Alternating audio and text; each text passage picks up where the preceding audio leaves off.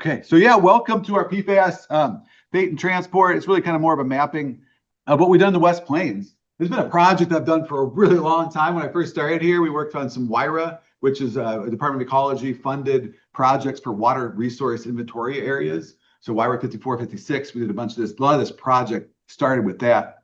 And then in 2016, 17, no, 2019, right before COVID, I submitted a paper on the paleo channels and how, no, it was 2016. Submitted a paper on the paleo channels and how cool they were for storing this groundwater, which we'll talk about paleo channels. And then it turned out all that water that they were storing in there was contaminated with PFAS.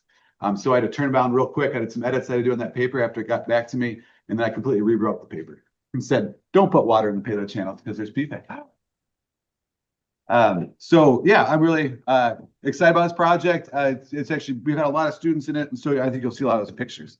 So yes, I'm Chad. I'm a professor at Eastern Washington University. What are we going to talk about? It's about the what, when, why, and where we did this project.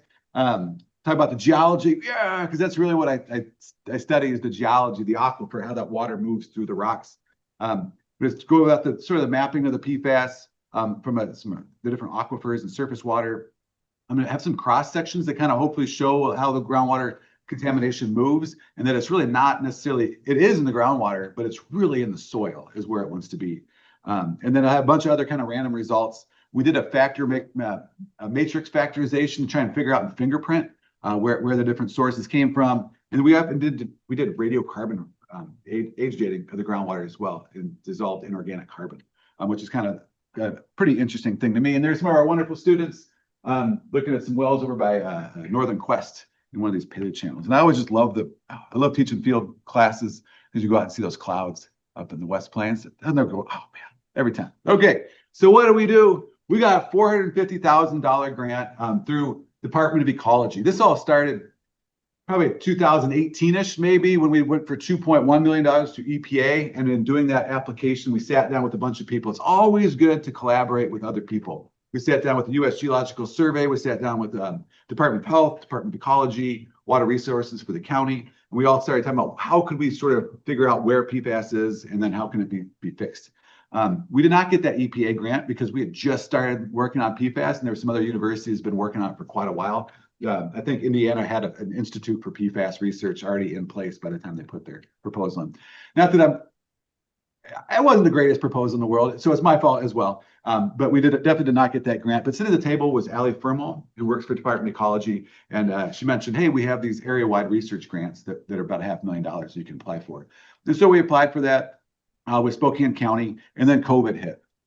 I completely lost track of what happened to any of that money until we came back, and I was forcing one of our wonderful students to present in front of like the entire groundwater community of Pacific Northwest. Aaron Tulu did a great job at this conference giving a lecture on PFAS and groundwater. And Allie came up and said, hey, we still have that money. And so we were able to get it. We couldn't work at the county for some odd reason. I still don't exactly know what happened there, but we ended up working with City of Medical Lake, and they took that money and then came to us. Because it's legislative money, it couldn't come out and just be awarded to a university for some reason. So Medical Lake kept a little bit of it. They're originally going to keep $50,000 of it for administering the grant. And then last year, when we were able to extend the grant for one more year, or at least another 6 months, they gave us $25,000 back, which allowed us to sample at least 80 more wells this last summer, which was huge for us. With a little bit of extra money, we sampled about 100 wells this last summer and then another 120 the summer before, which is great. And part of that, we also sampled about 35 locations over the course of a year. So in a lot of these places, you can actually see how PFAS changed over the year. Again, PFAS likes to be in that soil. So if your soil is contaminated in spring, when the groundwater comes back up and intersects that contaminated soil, your values in the groundwater go very, very high. And then when they get out of that soil, they'll generally go back to lower levels. We also collected a bunch at surface water locations as well. And then that one time that I mentioned already, the 2 summers. We also, it was kind of crazy to me, in 2013, there was a county study about the water levels, like where is the water and how deep is it? They did it for 1 year, and that was it. They're done. There's like very little data on water levels in the West Plains. It kind of blew my mind because our Spokane Valley Ratch and Prairie Aquifer is monitored quarterly at least 20 different locations. There's a great Tableau data set out there. You can actually see the water levels, the temperatures over the whole history of their monitoring. So we installed data loggers in a bunch of municipal or private wells. The people were nice enough to let us install data loggers and some monitoring wells as well. And so over the next few years, we'll be able to go back to that and look at how water levels are changing in different locations, which you'll see through this talk will be kind of fun. That radiocarbon dating we did, we'll talk some more about that. Measured natural foam, rain. Oh man, it's be good. And then we'll have this report that'll be due to the Department of Ecology by December of this year. Before we knew it was getting extended, this grant, I'd already sent them a final or a rough draft, at least their first draft. And I don't know, I haven't heard back, so I'm just going to submit a final draft, I guess, by December. It'll be good, and then that'll be published on their website eventually, and then we'll start working on some papers as well. All right, why do we care about this at all? First off, going back into the history of the West Plains area, previous administrations were really concerned about water levels, right? Up in the upper right-hand corner there, West Plains growth dampened. They actually decided, hey, we're not going to build as much here because the stormwater does not go into the ground, and the water levels are going down. And you can see in the center there, Airway Heights, back in 2011, lost their water right to the Park West well because it actually brought down 300 or 400 feet in some places, the water levels for people. And if you're a private homeowner right next to this Park West well, and you've drilled a 200-foot well and it costs you $20,000 or something like that, maybe probably more than that now, and all of a sudden the water level's below your well, you get a little bit frustrated. So they closed that well down, and that's when Airway Heights sort of switched to these paleo channels. You can also see here, they started building again in the West Plains quite a bit, especially over by the Petro area, all those houses, and there's some pretty serious stormwater issues there that the taxpayers have now paid like $10 million, if not more, to get that fixed. But they keep on building. That's there. But then, of course, in 2017, we have the Fairchild release that PFAS was in their water, and that was in the city of Airway Heights. That means that it had been in there probably since the 70s, and they noticed it in 2017. They pumped all their water through their system back into the gravel. And then we'll see what happens. I don't know. They're pumping some water right there. And completely different than that, in Cheney, there was Cheney Water Well 5 over there by Salnave, where they shut that well down because of PFAS, high PFAS levels as well. And we're still kind of studying that, but that was not really used for municipal consumption. A lot of times that was actually used for agriculture. So it just came on in the summer when the water levels are getting lower. They pumped this one well to help with irrigation. So why I keep on talking about PFAS? Why would we care about PFAS? Has anybody heard about PFAS in the news? Yeah, it's kind of the news quite a bit. Are you guys concerned about it at all? A little bit? Okay, cool. Well, PFAS, yeah, it's a human-made structure. It's going to be so like your classic carbon chains will have carbon and then hydrogen. What they've done in a lab is take that hydrogen off for the most part and replace it with fluorine. And that makes a very, very tight bond. A tight enough bond that's waterproof, it's stain proof. It's useful for a whole lot of different things, especially for suffocating fires that are really high temperatures. So jet fuel fires, to put those out, you have to have something that can withstand the heat to block off the oxygen and sort of stop your fire triangle so you can put that fire out. So this was actually developed for the most part for gaskets in the cyclotrons. Yeah. In the cyclotrons, where they're trying to shoot electrons to look at to make nuclear bombs, essentially at Hanford, right? Teflon came out for that, and then they started using that for firefighting foam to suffocate these huge fires, especially World War II. If you have a fire on an aircraft carrier, they're extremely deadly, and it's horrible to watch that happen. So they came to this fire foam to put out the fires. Then that fire foam became very, very helpful, and it was used in all the airports that we have around the world. So our PFAS issue is not just in Spokane by any means. It is all around the United States. It's all around the world. It's also in our Teflon, used in consumer products, Gore-Tex, and that kind of thing. And what's going to happen is if you start to ingest that, mostly through water, right? Because we drink a lot of water every day. Hopefully you're drinking a lot of water. It's good for you. Okay, and sleeping? Are you guys sleeping? Okay, sleeping is important too. If you're drinking a lot of water, you're going to ingest a lot of PFAS that way. You can also ingest it by eating. They're starting to find Department of Health doing a really good study on chicken eggs and beef. We're finding in that, and some vegetables, watery vegetables, usually, oddly enough, potatoes and corn seem to be pretty free of PFAS or lower levels, which is kind of neat. But if you ingest a lot of that, it's not causation yet, but it's correlated to thyroid issues, high cholesterol, liver cancers, and reproduction issues. And if you're really close to a source where you have a lot of this fluorine stuff, like a little bit of fluorine is great for your teeth, right? Gives you strength for your enamel. But if you have too much, it'll actually start to rot your teeth. And so if you ever watch that Blackwater movie with the guy that's the Hulk, He's in there suing Dow Chemicals or whatever. All the kids in that town where they made this stuff had like teeth issues, and they talked about that in some other papers and things like that. So it's not good for your body by any means whatsoever. It's now regulated toxin. We'll talk a little more about that, but it's kind of ubiquitous in the environment for sure.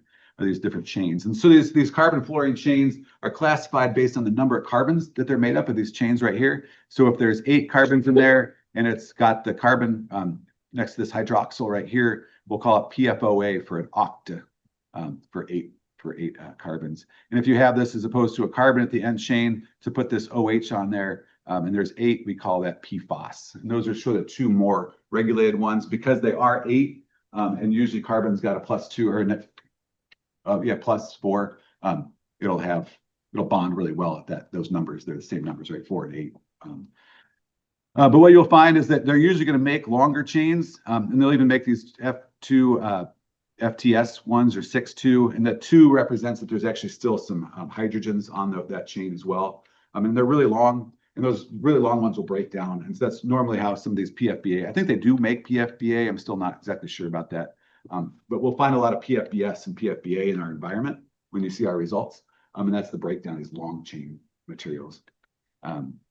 Yeah, and what's kind of neat about this, again, is that bond is super strong. This carbon fluorine bond is very, very strong, and it's water repellent. It's hydrophobic, right? It's just that one little OH that makes it able to dissolve into water at all.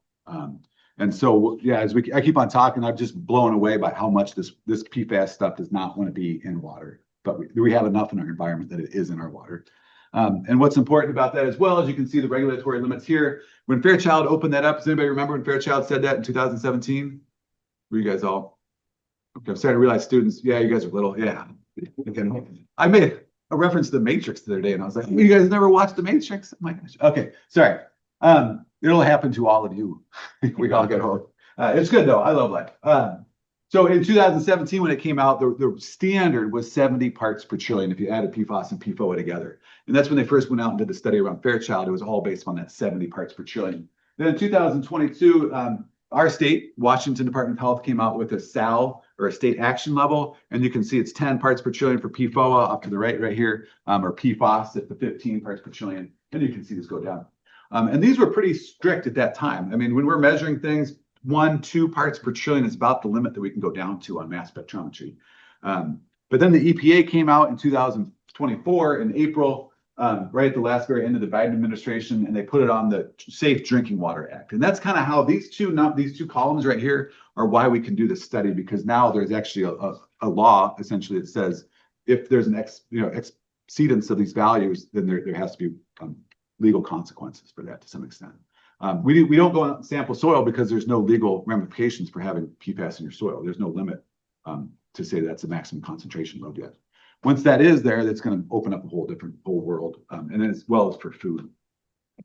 So far, this is standing true, though, that the EPA is here, and from my understanding, is that our Washington state will probably reflect those same values if that passes for the PFAS level. Wait, what? They said parts per trillion, we can only measure 1 or 2, but our regulatory limit's at 4. Oh my gosh, what is this parts per trillion? One of the more random things I've ever seen is that 1 drop in 20 Olympic swimming pools is 1 part per trillion. You guys all think about things in volumes of swimming pools, Olympic ones, right? 660,000 gallons. I don't know. In my mind, last time I gave this talk, it was a medical lake, so I kind of calculated it's about 1 teaspoon, one of those little spoons, not the big one. It's not the tablespoon. I always get that confused. The teaspoon of this PFAS in medical lake, which is like up to 80 feet deep, and it's 7 miles long. The other way people think about it, I know our friends at the West Plains Water Coalition talk about it as being 1 penny in $1 billion. Or I have some folks from the city of Spokane Water Resources, Doug Greenland, wonderful human being. I think he told our class the other day it was 1 second, like 37,000 years. This is like, we're talking about very, very small levels, and 4 parts per trillion, if it's consumed regularly, is supposed to be bad for you. This is kind of a serious issue. So some people might get values. If you ever see the raw data set, well, you usually look at these and there's different types of PFAS. There's like over 1,000 different types based on those carbon chain lengths, right? Or if there's carbon or sulfide, or not sulfides, sulfonic, yeah, sulfur. But you usually have the results right there. And so we are talking about parts per trillion. And a lot of times, if you did environmental work in the background, it would be parts per Billion for the most part, micrograms per liter. You might even get like parts per million, which is micrograms per liter. We're talking about nanograms per liter. So if you're to look at this parts per billion, you still have to take three decimal points over. And so this is a value actually from Cheney Water Well 5. It's from their website right there. So you can see if you had 0.0078 PFOA, that's actually 7.82 parts per trillion in there. I just like to throw that in there for these talks because it's kind of a random number.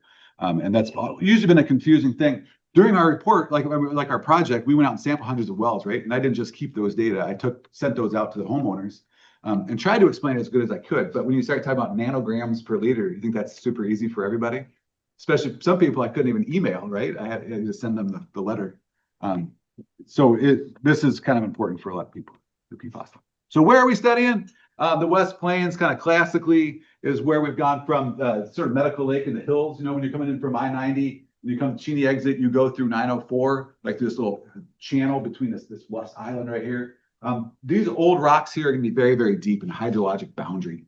So we kind of use these old rocks right here, which I'll talk about in a second or two, as the southern boundary. And then we just use hydrologic boundaries around. So Marshall going up to Hangman Creek or Latah, up to the Spokane River, and then up to Deep Creek, and then Deep Creek kind of wraps around. So this is our area that we studied for the most part. And you can see here, after summer of 2024, this is how many samples we had. We had sampled residents and then surface water in orange right there. And so we tried to get a pretty good spread.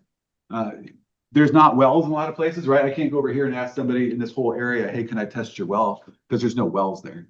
And it's same for Pritchard Air Force Base. They have their own study north of the base, but due to privacy issues, they can't share any data with me that could be private for other people.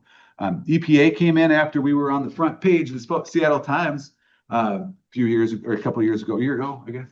And they came in and sampled about 400 wells as well, about the same time we started sampling, and that was just north of the airport.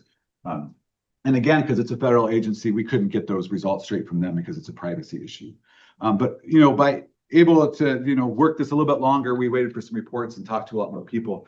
On the next slide, I'm going to show you all the different wells that we looked at for this final project. But on the left side here is our groundwater model. So we can take all the different geologic units we have and then put them in 3 dimensions and then make them into little boxes. And then we can try to drop water in that box and see where water flows, at what rate, how the different aquifers interact.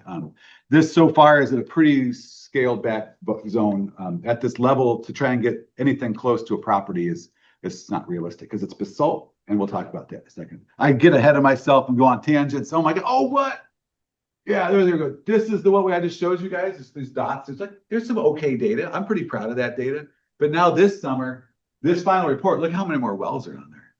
So we sampled additional 120 wells. And because we work with Department of Ecology and they have a great email list, we were able to actually sort of cherry pick some locations that we didn't have data before. We also waited for Fairchild. They have a brand new RI report, or like an inventory report. They came out and they drilled a whole bunch of new wells on public property, and that became public data. So you can find that on their restoration website, or you can find Department of Ecology's website too, the RI. That has a lot of data, and we'll be mining data from that for a long time because they sample the soil as well. And you'll see these values are like 40 million parts per trillion in the soils, where the groundwater itself is like 8,000 or something like that. Yeah. So it's definitely the soil. And then EPA sampled a lot of people, and working with the community members and things like that, we were able to grab, or they were able to share data with us in the Department of Ecology, and we were able to add quite a bit from that north of the Air Force Base, or north of the Spokane International Airport, excuse me. But there are still a lot of wells that have not been tested, right? So that's what kind of makes the West Plains pretty interesting, is we have 2 airports. And again, keep in mind the airports have to have this, they had to have this AFFF there in case there were high temperature fires. But then down gradient, usually to the north, and that was that, I did kind of miss that last picture there. Sorry. This is hydraulic gradient right here. So it's kind of moving to the northeast. All our groundwater is moving to the northeast. If it was naturally just moving northeast. So we have all this groundwater coming from here going to the north. So you can see that there's quite a few yellow dots right there. Those are from another database we had when we tried to project the geology. We grabbed as many wells as we possibly could. And then the dark wells right here are the wells we've actually tested. So all the ones that are yellow still have not been tested. And so that's something that we're trying to work with Spokane County. There's a PFAS task force, Commissioner French and Dr. Velasquez from the Department of Regional SHRD. They're going to be asking for more money for testing, and I hope we get that. The other option is in August. this August, I know everybody's voted. You're like, oh, I'm so tired from voting. But we're going to have another August ballot, and there'll be an aquifer protection area for the West Plains on there. It's not a tax. It's a voluntary fee of like $10, $15 a person that live in the West Plains to pay for monitoring and education of groundwater issues. And I think it's important. I don't know that the West Plains wants more fees right now, but I really think it's a good idea, and I'll try and at least mention some great things they can do. And there's some students we have right there sampling a well. Took out some K through 12 kiddos too for monitoring a couple of days. And they're actually going to present at a local science conference this summer, which is pretty fun. All right, this is the geology. I'm a geology professor. It's like a slice of cake right here. I like to say Jimi Hendrix, chop it down with the side of his hand right here. You got Jimi Hendrix? Oh, okay. So it chops it down right here, slightly to Buddha chap. There's old rocks right here. We'll talk about it. And then there's basalt. We'll talk about it. Between is what we call the latah. It's that yellow. And as you're walking in, there's a big tree right there from Fish Lake when they were excavating out the basalts. And the latah, we'll find that tree. And this is also, if you've ever driven, there's this place called Seattle, west of us. If you're driving on I-90, you go through Vantage. There is the ginkgo forest. That ginkgo forest is they're ginkgo and oak trees and pine trees and all sorts of stuff from 16 million years ago that were buried by this next lava flow, the Wanapum lava flow. So we have a lower basalt and upper basalt, and then on top of that is sand and gravel. And so I'm going to go through each one of these real quick. We'll go through some of that older rock, which you can't see because we got the zoom stuff, but 16 million year old basalts. The old rocks are down here. And then on top of that's the Missoula flood. So that Precambrian bedrock, actually always Precambrian.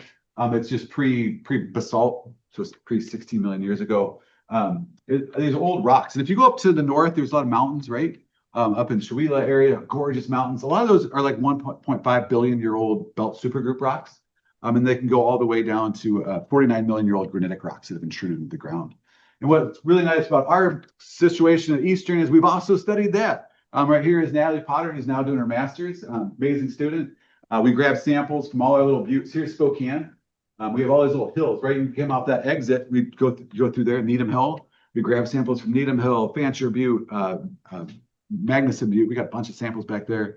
And Natalie crushed them up and took the zircon crystals out. And then we shot them with lasers to figure out how old they are, because zirconium silicate allows uranium to substitute in there, but not lead. The parent stays in there, but not the daughter. So we can just shoot them with laser and do uranium lead, excuse me, on that. And so we actually figured out the age of a lot of these basement rocks. And so we definitely know they're not shallow. These are rocks that go very, very, very deep. So they're a hydrologic boundary. They're really going to be like the bottom of the bathtub for the West Plains. Any water that comes in there is not going past that bedrock for the most part. So this is going to control groundwater flow in a big way. Where we actually go, and that can also say that because the hydraulic conductivity, the K value, my hydro students, 10 to the negative 5 centimeters per minute. That kind of correlates to about, it takes 10 years for the water to flow 1 foot in that rock. It takes a long time. Okay, I gotta go. Yeah, okay. I was gonna do my slow walk. The Miocene Columbia basalts, about 16 million year old basalts. We've got the lower one, the Grand Ronde, 16.5 million. The Latah unit, and then the Wanapum is the upper basalt, 16.3. These lavas came from Eastern Washington, Eastern Oregon. The Chief Joseph Dike swarm for the most part, and then erupted and covered the entire Eastern Washington all the way up to the ocean.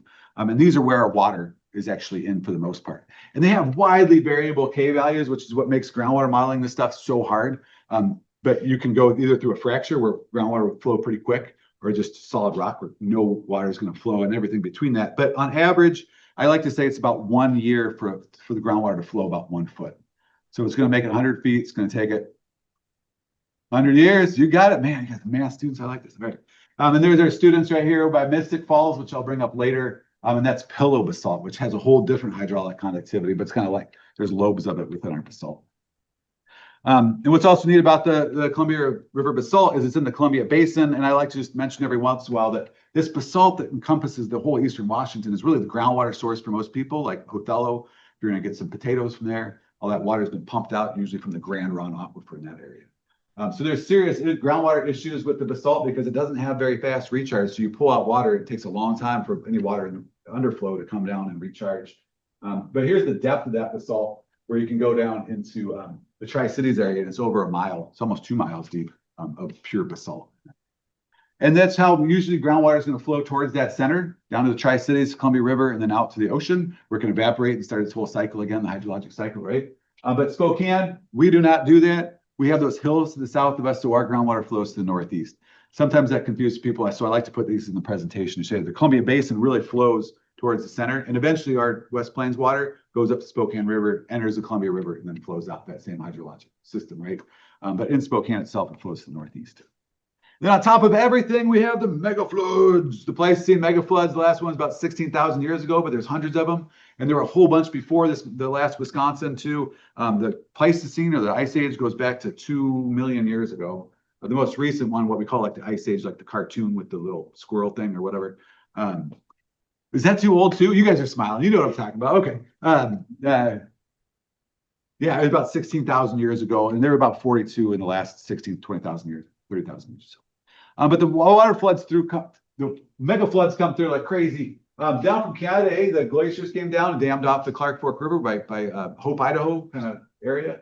That backed up the whole river, caused a lake, huge lake. That ice dam breaks and it scours the entire eastern Washington. So as it rushes down through here, it takes about 2 weeks. You've got almost all the volume of every surface body of water, like the lakes, rivers that we have in the whole world right now, comes through in about 2 weeks. Temporary ponding of lakes and things like that. What's neat for us, where we are, we also had another glacier, which doesn't get talked about very much, called the Okanagan lobe that came down from Canada. Everything's called Okanagan up in that area. If you're from Tenasket area, anybody? No. Everything's like Okanagan. That's the Okanagan lobe, and it dammed off the Columbia River and formed Glacial Lake Columbia. So we had a long-standing glacial lake where we are. We'd be probably just outside of that lake. The Caterpillar building, when you're driving up I-90, that's probably about the beach right there. And then everything to the Spokane River was all Glacial Lake Columbia, water standing as well. That'll come and play a little bit later. But as Missoula floods came through torrential, like 300, 500 feet deep, 60 miles per hour, scouring out pre-existing valleys. And then as it slowed down, all that gravel, all the Columbia mammoths, all the trees and stuff that were in there were deposited out at the very end as it slowed down. So we formed these things called paleo channels in our area. You'll see these contours in the West Plains, these old valleys going to the northeast-ish. And they're all covered with gravel, and so it all looks flat on the surface. You can't really see them. And so that's where this 2020 paper that we use a lot in this talk kind of comes from that. And there's many of these deposits. Another big reason we like sand and gravel in our areas is we excavate it using concrete and building materials in a lot of ways. There's a lot of quarries in our area for that. And at the very end, the wind blows along, and we have Mount Mazama ash and wind blowing, and Eolian kind of covers it up and makes everything look even flatter. I mean, wavy-ish because it's got dunes, but you can't really tell the difference between basalt and gravel. What was really neat about these gravels is you look at them, they usually have a hydraulic conductivity about 28 feet per day. In some places, you can get 1,000 feet per day, especially if there's no fine material. At Spokane Valley, Ratchet Prairie. I gave this talk once before, and I did not put that higher number on there. And the guy that's modeling, Joe, the Spokane Valley, amazing groundwater modeler, said, "Oh, it could go over 1,000 feet per day." I'm like, "Okay, Joe, I trust you." So it's there. It goes really fast, this gravel. Keep in mind, you guys, those are like a quiz. How fast was water flowing in the basalt? 1 foot per day. Oh, Adam right there. Good job. 1 foot per day. This is like 100,000 feet per day. So it's just huge. So groundwater wants to flow through these channels. Okay. And that's going to be a big part because we look at the projected PFAS values. All those little dots you saw on that earlier map, I've now taken and interpolated between them. So we extrapolate data between them. This is a generalized map. This also includes everything from all the different aquifers that we had. I was hoping to be able to piece out the upper and the lower basalts, but in certain areas, you just have upper basalt, the groundwater wells go to, and some places they only go to the Grand Ronde, which makes sense because that's where they find water. But it means if you try to make a map of each aquifer, it's really spotty and it doesn't work very well. So I have all the aquifers right here. And you can definitely see that Fairchild Air Force Base has this red value. You get like a little laser pointer here. Very, very high values coming off that because they train very regularly with this HFLF, filled up whole hangars, and then wash it out. And that's what we were supposed to do with it, right? We were told that it was safe. That collects into stormwater systems and then goes out no name ditch out to this paleo channel right here called the Airway Heights Paleo Channel. And then it probably gets stuck in soils, moves when the water moves to high levels, and it gets stuck in soils farther down, and it keeps on going all the way down to the 7 Mile area. So that's from Fairchild.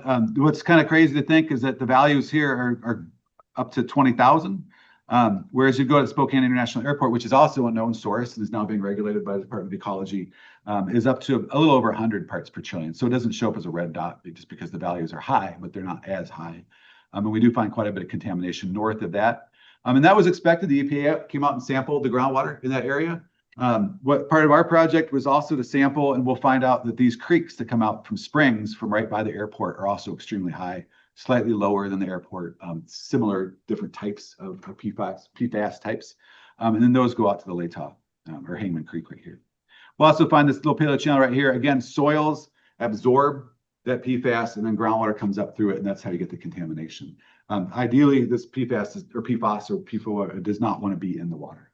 You'd rather be out. Most of that, remember that your fluorocarbon just has that one little hydroxyl. Oh, that's the only part of it that wants to stay in water. Very similar, we'll find PFOA. This is the other type of like 8-chain length that we have, very, very high at Fairchild. Tested it very regularly. We find the same values going down. Paleochannels, similar hotspots as we would expect. This is right where that recharge well was for Airway Heights as well. They have a really nice state-of-the-art wastewater treatment facility. When they lost their Park West well, the goal was to treat the water to a really, really high standard through membrane technology and then inject it back in the paleochannel and then pump it back out. It's called aquifer storage and recovery. And this is super duper common, especially if you go to Saudi Arabia areas, really, really hot, arid regions. And it probably will come here. It's in Idaho quite a bit now too. You can push it down. There's going to be a great seminar coming up here pretty quick from P&L on how you can actually use that recharge to power turbines and actually make electricity while you're recharging your aquifer. That way you can use that electricity to pull it back out again. I'm going on tangents. That's what I do. Oh my gosh. Okay. And then their PFH excess is similar. And I like to put this because this is what I had in the first draft of our final report. You can see how generalized that is, right? There's only a couple wells here and there, whereas now we have the same map, but it's just so much more detailed, as we can see. I love this. Yeah. It's also scary, but it's useful because now we can take that well where we know we haven't tested wells, and we can put it onto a hotspot map and say that, hey, these folks should probably be sampled as soon as possible. And this is like a really good excuse why we should be asking for money, for grant money. Again, these people that live there, north of the bases, north of the airport area, they didn't contaminate the groundwater, right? They moved away to be in a clean place. And so they're quite frustrated about this whole issue, as they should be. All right, moving on to surface water. We did like to put surface water into the story. And I'll start at the southern boundary right here. These are all mega flood derived lakes. And the Missoula floods came through, scoured out holes in the ground essentially. So they are connected more or less with like wetlands between these ponds. Chatting with Department of Health folks or regional health district folks, they put some fluorescein dye or some dye inside this West Medical Lake, and then it popped up in Clear Lake because it goes through these little wetlands between them. But for the most part, if you put something in one of our scabland lakes, these mega flood lakes, they pretty much, it just stays there because there's no river that comes out, right? So if we look at, this is Medical Lake with PFAS, PFOA, PFHXS. If you can't see those, that's fine. But what you'll notice is they're all tabletop. They pretty much stay the same because they just, PFAS is in there, it's not going out, it's staying. In fact, as you evaporate it might increase a little bit inside because you've just removed water and then increase the amount of PFAS relative to that. But for the most part, it stays pretty much the same. And you'll see this West Medical Lake is one of the more contaminated places or lakes in our area for sure, because they received wastewater treatment water from Eastern State Hospital as well as City of Medical Lake. Those levels are usually pretty low, but if you keep on pumping wastewater into a lake over decades, it builds up in the soils and then for the water as well. There was also some issues back in the day with the wastewater treatment plant at the state hospital. Silver Lake's got a little bit. Again, this is probably septic systems. Again, I'm trying to, if I didn't want to say it out loud before, I will now. We all have it in us. And so when we go to the bathroom, the restroom, we were actually moving this through the whole cycle as well. I had my blood test. It's pretty easy just to ask your doctor if you think you've ever been, exposed to PFAS, which I think we all have.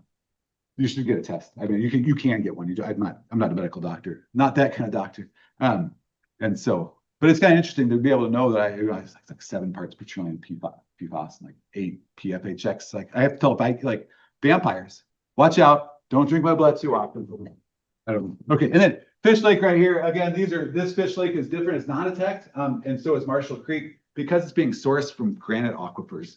Granite aquifers don't get recharged very quickly, and so when they're still very, very clean. All of our granite aquifers so far we're non-detect for PFAS. I go up on Deep Creek. We're kind of go up the western side right here. We went out in the farm fields at the headwaters of Deep Creek. We were actually able to pick up quite a bit of PFBS. This is still relatively low values. That regulatory limit's kind of going up to like 2,000 if there was one, but there's not really one. And then you pick up a little bit of the PFAS. So it's in the agricultural area, probably from manure, biosolids, fertilizers potentially. But then as you start to take Deep Creek to the north, we'll go up to Highway 2. We start to get fed in by this paleo channel right here. And then we'll start picking up some PFAS. What's neat about Deep Creek is the values go up and then they go down again. And that's because the creek has been measured by Spokane County in 2013 that they're gaining and losing. So the green here are gaining probably from the Wanapum and shallow basalts. And then we get the losing where all the ground or the water in the river, if the groundwater is below it, it's going to discharge into the groundwater. So you get values get lower. Everybody knows Spokane River used to go dry all the time because there's losing sections of it, right? That's what is in the newspaper. It's kind of a big deal right now to people. And then we get values right here where it's gaining again. And this is gaining from the Wanapum basalt, the upper basalt. And so these values are quite a bit higher because the contamination is coming down through that into the river. Then we have losing gains. And then it loses so much it's dry here most of the time. And then it gains a little bit. And it's gaining from the Grand Ronde basalt. And so it does not as contaminated in that area, which is kind of interesting to see, I thought. And then it flows out into the 7 mile area. Spokane River. As we keep on wrapping around our West Plains right there, we're out with the River Keeper again right there. It was fun to take students out in, out in, to sample surface water. Because when you go sample groundwater, just kind of looking at the ground. There's some pumping some water out. But at the river, you can see it. There's fish. I think there was a salmon in the river. That place where they tried to reintroduce them, and unfortunately I passed away, I guess. I don't know. But we have some students, Spokane River. We'll see that the Spokane River, for the most part, is non-detect or very, very low values. We had a lot of samples that were non-detect until you get to 9 mile, where you start to actually pick up detectable levels of PFAS. And that's likely because the 7 mile area, that soil has been so contaminated that it leaches in the Spokane River by that point. That's not to say there are other sources. There's like the North Side landfill over here and other potential sources where there is PFAS. We had, thank you very much. That'd be great. In the river. But again, that PFAS would rather stay in the soil. So I don't know. There are other sources for that location. I can't blame everybody, in West Plains just for that in the Spokane River. But for the most part, the Spokane Valley, Rats and Prairie, and the Spokane River have been fairly low values, and there's so much of it that it dilutes any PFAS that we have. Here is coming up the Hangman Creek area, or Latah, if you will. We have the Spokane International Airport right here, and there's some wells to the north right here that are used in this study. And you can see the values of PFAS get up about 100 parts per trillion, if not a little bit higher. Springs are coming out usually in spring, but actually kind of around the year for the most part in this area. And they come down at Indian Canyon at Mystic Falls, or then Garden Spring, especially at Finch Arboretum. If you're driving on I-90, you see at Finch Arboretum on the north side of the freeway.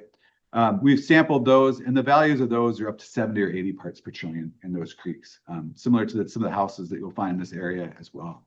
But by the time you get out to Hangman Creek right here, you can start to pick up detectable levels. Some like PFHXS was actually fairly high in the Latah area. But if you go up Latah, it's pretty much non-detected by Qualchin Golf Course. So we know that your Latah is coming in relatively low values, and then as these springs discharge, they're feeding that PFAS to the Hangman Creek. And there's our students getting interviewed by KXLY. This has been a fun project. All right, and then rain. Oh my gosh, we have it for the whole hydrologic cycle, right? You want to figure out where PFAS is going. We kept on reliably finding PFBA, which is a short chain PFAS, in the rain. We worked with NOAA. We had nice rain gauges. They let us go out and look at their weather balloon when they puts it out twice a day. It's kind of interesting. Beautiful clouds there all the time.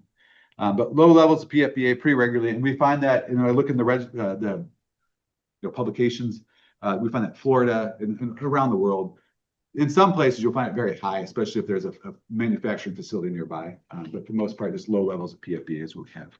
In snow, when I sampled a couple places of snow, we got up to 8 parts per trillion PFHXA as well. So it's in this whole cycle. And I'm going to go ahead and say I'm pretty sure it has to do with clay particles. You think about like rain nucleating, right? It has to nucleate. It can be nucleate on bacteria or clay particles, super small particles in the air. I think that's probably what's holding it. So wind would have it in there if it has any dirt in there, the soil. And then foam as well. This was interesting. When I first moved to Medical Lake, I thought it was crazy. The wind comes up and it whips up this biofilm on top of a lake. If it's been stagnant and sunny, you get biofilm on top of it. The wind blows. and it foams that up. This happens naturally. I used to put it, play with it. Now I don't. And I don't recommend anybody does, because PFAS, because it doesn't want to be in that water. There's papers that talk about water columns and how PFAS is usually found a lot higher at the top because it wants to get out of that water. But if it's in that biofilm, it gets in the clay particles, potentially in the biofilm right there, and then it gets whipped up. And so you get up to 20, 30, 40,000 parts per trillion in the foam of PFAS, whereas the water's got less than 10. So it's 100 times higher, or 10,000, well, 1,000 times higher. Yeah, so don't play with foam. This is true for Deep Creek. This is also how we found at Medical Lake as well. We do a geo walk around there twice a year now. Take students and community members who go out and sample for nitrogen and phosphorus, things like for stormwater runoff. But you'll find we're not the only place. There's a great paper that came out. We started to think about writing a paper, and then somebody from Wisconsin wrote this really awesome paper that knows a lot more about biofilm than I did. That's how I know about the biofilm. Even Michigan makes their own sign. It says, hey, you can go swim in it. It's not going to go through your skin very easy. But if you're ingesting this, it's not a good idea. And your dogs probably shouldn't drink it every day either. So if you see foam, I wouldn't play with it myself. Here's the cross sections real quick. I'll go through them pretty quick so I keep on yapping. Sorry. Here's our lower basalts and our upper basalts. This is by Garden Springs. We're going all the way from over by SFCC, going down Old Trails Road, north of Spokane International Airport, going through. We'll hit I-90 right here, Indian Canyon. Garden Springs comes in a little bit over here. There's some more springs in this area, and then Marshall Creek. You can kind of see it on the map up in the northeast corner right there. And this is just, I dashed in some lines to see what the contours might look like in the groundwater. And we'll see that there's a pretty hot spot right here, which might be associated more with that Fairchild or the Spokane International Airport groundwater going up and taking a turn around that paleo channel, which you see right here. So the groundwater might come in here and feed in that area. In the Wanapum itself, we'll find these little hot spots. They're usually associated with springs. So that Mystic Falls or Indian Canyon and the Garden Springs probably saturate back into that soil and potentially into the groundwater there. And then we'll find it go out to Marshall Creek. It's fairly clean again because it's got a basement rock or granite. Here's that West Trail. So this is going from about the racetrack north of Northern Quest out to that SFCC area right there. And we can find some really, really hot spots right here. This well right here has got over 2,000 parts per trillion in this well. And then gradients come down, gradient. And this is the paleo channel, right where the Spokane International Airport, if it does drain, which goes in there, and we get some fairly high levels up to 300 in that situation. So these are probably zones where you're actually accumulating it in the soil, and then it slowly goes into the groundwater. So it's kind of crazy to think that you can actually have higher values away from the source. But if that source has been leaching away, it's possible. And then the paleo channel itself actually has a little bit in it as well. Then we'll go out to Craig Road. This is Four Lakes when you're driving in. Off the exit, you come off that exit right there. So just south of that, we have the old rocks for Four Lakes, and then Four Lakes Water Well 1, Four Lakes Water Well 4, as we're going to the north up to Craig Road, right where it passes 902. That's where Medical Lake has one of their water wells. And then we can go up to No Name Ditch, which is right off the east side of Fairchild Air Force Base, and we can find values up to 18,000 or 180,000, no, 18,000 parts per trillion coming off of Fairchild. The soils can be in the millions. And then we'll find this gradient and we'll go to Craig Road landfill. So not landfill, but Craig Road, the well itself is starting to pick up a hint. We've been measuring it. And I'll show you a value of that in a second right here. And I think the reason it's picking it up is because of mounding, right? Naturally, we talked about if we're in Australia right here, our field area, the groundwater is going to go to the northeast. But if we start to bring in water, like Fairchild Air Force Base brings in water from over by Bull and Pritchard, City of Airway Heights now brings in water. Spokane International Airport brings in water from Spokane. They start to water, they have leaky pipes. It pushes water into the ground.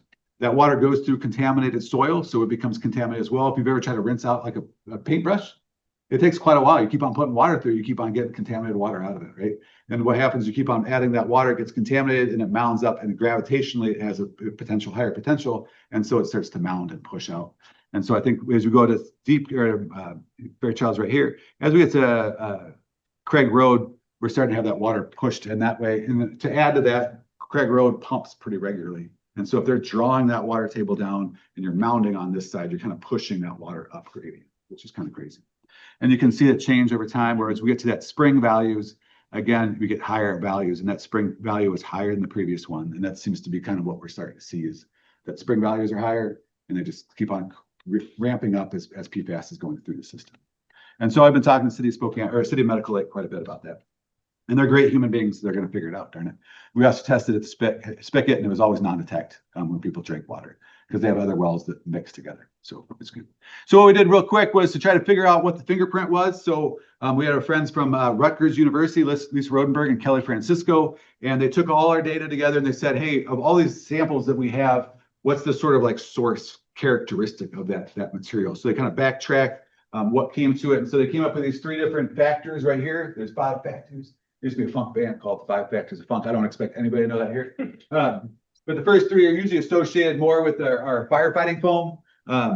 And so we can kind of see that in the orange and the pink and the red colors where we're starting to see north of the airport, right? Orange, red, pink becomes quite prolific. And then as we get up even to the 7 Mile area, oh, you can't see that. We got just a lot of orange, right? Lots of orange coming up in here. So that firefighting foam potentially would be that source. And there's 2 other, the PFBS and PFPEA. These are shorter chain, usually associated more with products that we've made, or even with septic systems, right? We have a lot of septic systems in this area, and so we find the blue and the greens dominate the southern boundary, where it's not really AFFF as much as it's just consumer products and septic systems, probably. One last big thing was the groundwater, the age. 2012, Spokane Conservation District with this WIRA funds, and then also Fairchild Air Force Base did a lot of groundwater age dating around the West Plains. And they found out, you can see those are the smaller dots there, but they generally, I mean, they got pretty old, right?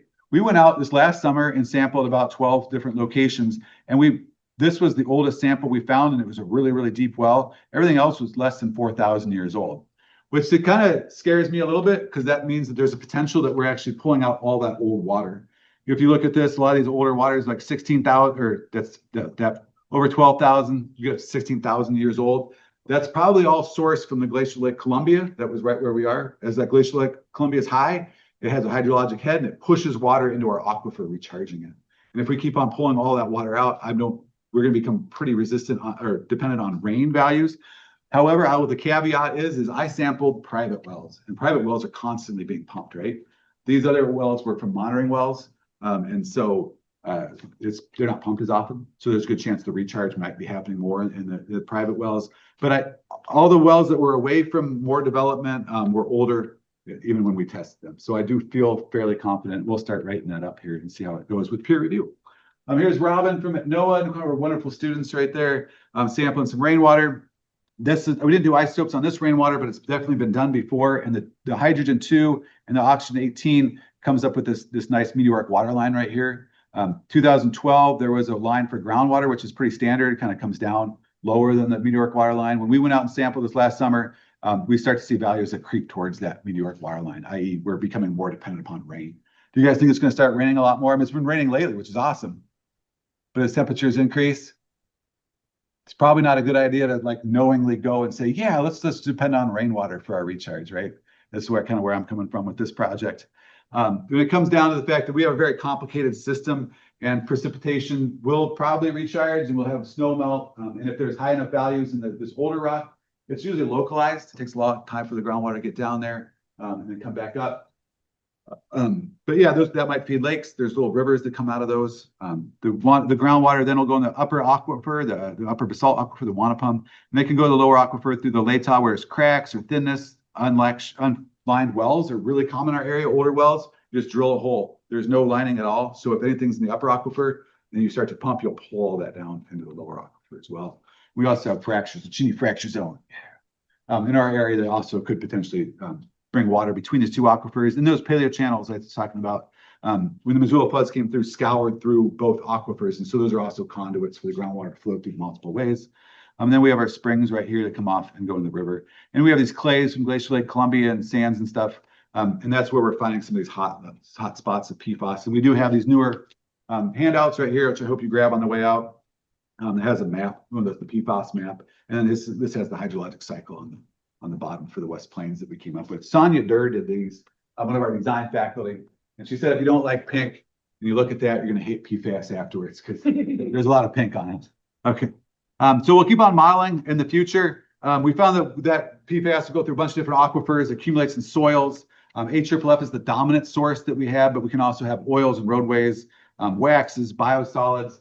I just threw, looking at my old ski wax is 100% Teflon, 100% PFAS, so PFOA. And groundwater levels are generally declining. We do find that, but there are some wells that are increasing because we're pumping all this water in there. But we're starting to realize that overall we're becoming more dependent upon rainwater probably, and that if we do recharge with Spokane River and it goes through that contaminated soil, we're pretty much just spreading out more contamination the more we pull in new water. So like Airway Heights, they bring in water from Spokane. Any irrigation they're doing is actually pushing potentially contamination away. So what's next? We'll finish that report. I'm going to upload all of our data. It'll be publicly available in EIM with the Department of Ecology. I have these little people live in my house, and I haven't talked to them a lot on the weekends. And so I might spend some time with them in the future, maybe on the weekends, especially. And we're going to write some science articles. And then we're going to start working on Cheney Water Well 5. My groundwater hydrology class right now is mapping that PFAS contamination out. And then Needham Hill, just south of, or just east of Cheney, was an old Nike site. And there was some contamination potentially there. We're starting to find some in the drainages. And then we're going to continue to groundwater model in smaller areas and hopefully build those small areas out into a big 3D model. So very, very useful. So thank you. It's 12:50. Boom. There we go. Thank you. Yes.